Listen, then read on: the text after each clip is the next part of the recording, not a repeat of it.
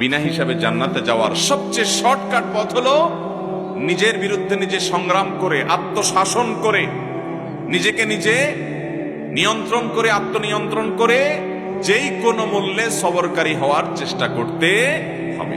যারা ধৈর্য ধারণ করতে পারবে, সবর করতে পারবে, যারা হটমেজাজি হবে না, যারা হুটহাট করে কিছু করবে না, আল্লাহ রাব্বুল আলামিন তাদের বিনিময় গুনে গুনে দিবেন না, হিসেব করে করে দিবেন না, হিসেব ছাড়া দিবেন, বিনা হিসাবে দিবেন আল্লাহ তাআলা। ভাইরা আমার, কিয়ামতের ময়দানে আল্লাহর কাছ থেকে হিসাব করে করে জান্নাত পাওয়া বড় কঠিন এবং জটিল কাজ।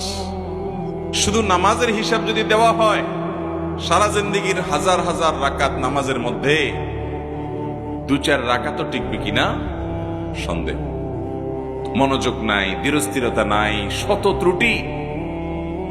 এরকম প্রতিটা ইবাদত আল্লাহ তাআলা যদি পুঙ্খানুপুঙ্খ রূপে হিসাব করেন, তাহলে হিসাব করে হিসাব দিয়ে আল্লাহর কাছে জান্নাত পাওয়া এত সহজ না। তাহলে বিনা হিসাবে জান্নাতে যাওয়ার সবচেয়ে শর্টকাট পথ হলো নিজের বিরুদ্ধে নিজে সংগ্রাম করে, আত্মশাসন করে, নিজেকে নিজে নিয়ন্ত্রণ করে, আত্মনিয়ন্ত্রণ করে যেই কোনো মূল্যে সবরকারী হওয়ার চেষ্টা করতে হবে। চেষ্টা করবো না ইনশাআল্লাহ।